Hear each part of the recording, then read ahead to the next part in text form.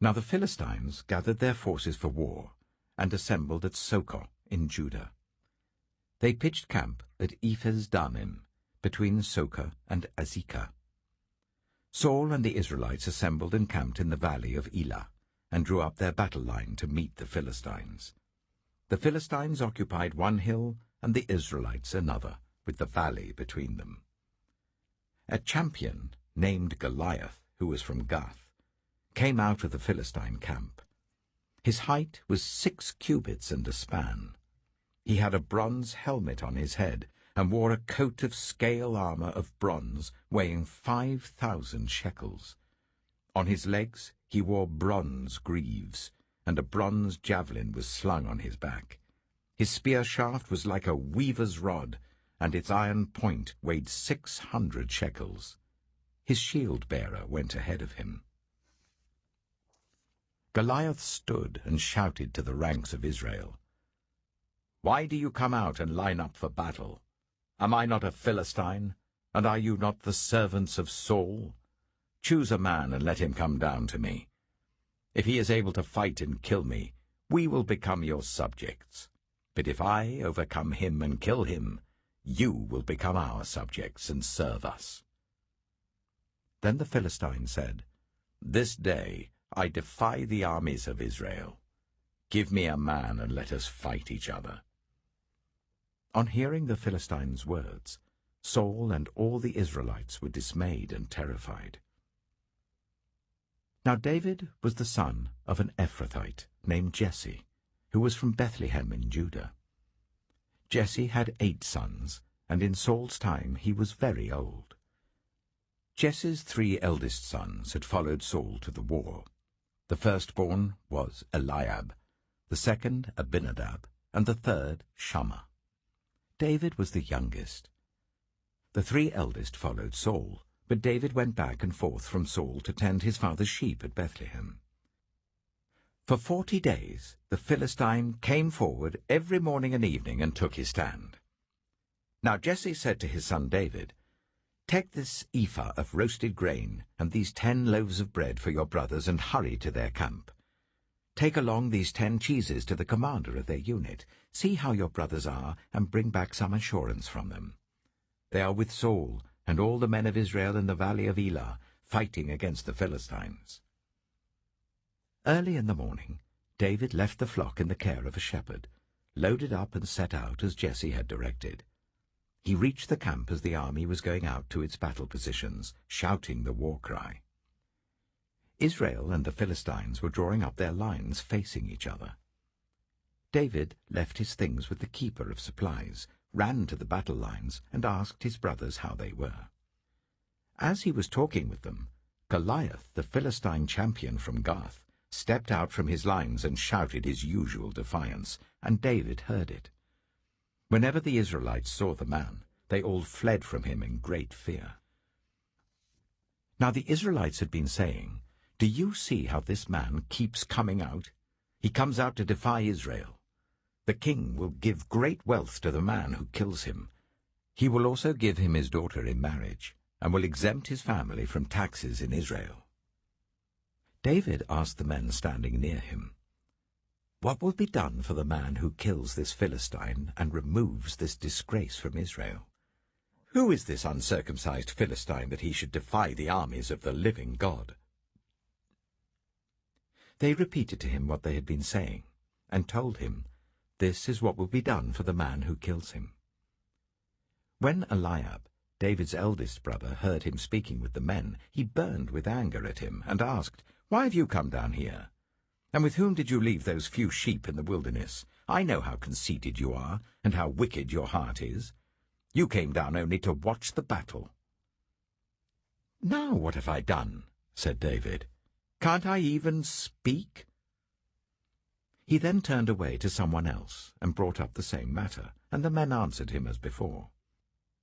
What David said was overheard and reported to Saul, and Saul sent for him. David said to Saul, "Let no one lose heart on account of this Philistine. Your servant will go and fight him." Saul replied, You are not able to go out against this Philistine and fight him. You're only a young man, and he has been a warrior from his youth." But David said to Saul, "Your servant has been keeping his father's sheep. When a lion or a bear came and carried off a sheep from the flock, I went after it, struck it, and rescued the sheep from its mouth. When it turned on me, I seized it by its hair, struck it, and killed it. Your servant has killed both the lion and the bear. This uncircumcised Philistine will be like one of them, because he has defied the armies of the living God. The Lord who rescued me from the paw of the lion and the paw of the bear will rescue me from the hand of this Philistine." Saul said to David, "Go, and the Lord be with you." Then Saul dressed David in his own tunic. He put a coat of armor on him and a bronze helmet on his head.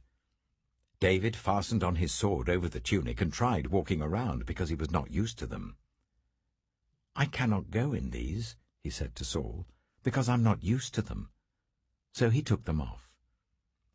Then he took his staff in his hand, chose 5 smooth stones from the stream, put them in the pouch of his shepherd's bag, and, with his sling in his hand, approached the Philistine.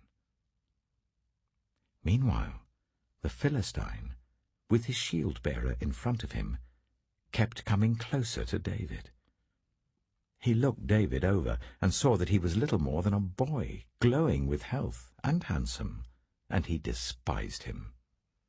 He said to David, "Am I a dog, that you come at me with sticks?" And the Philistine cursed David by his gods. "Come here," he said, "and I'll give your flesh to the birds and the wild animals." David said to the Philistine, "You come against me with sword and spear and javelin, but I come against you in the name of the Lord Almighty, the God of the armies of Israel, whom you have defied. This day the Lord will deliver you into my hands, and I'll strike you down and cut off your head. This very day I will give the carcasses of the Philistine army to the birds and the wild animals, and the whole world will know that there is a God in Israel. All those gathered here will know that it is not by sword or spear that the Lord saves, for the battle is the Lord's, and he will give all of you into our hands." As the Philistine moved closer to attack him, David ran quickly towards the battle line to meet him. Reaching into his bag and taking out a stone, he slung it and struck the Philistine on the forehead. The stone sank into his forehead, and he fell face down on the ground. So David triumphed over the Philistine with a sling and a stone. Without a sword in his hand, he struck down the Philistine and killed him. David ran and stood over him. He took hold of the Philistine's sword and drew it from the sheath. After he killed him, he cut off his head with the sword. When the Philistines saw that their hero was dead, they turned and ran. Then the men of Israel and Judah surged forward with a shout and pursued the Philistines to the entrance of Gath and to the gates of Ekron. Their dead was strewn along the Shearaim road to Gath and Ekron. When the Israelites returned from chasing the Philistines, they plundered their camp. David took the Philistine's head and brought it to Jerusalem. He put the Philistines' weapons in his own tent.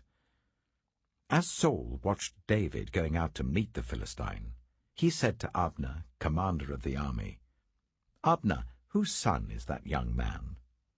Abner replied, "As surely as you live, your majesty, I don't know."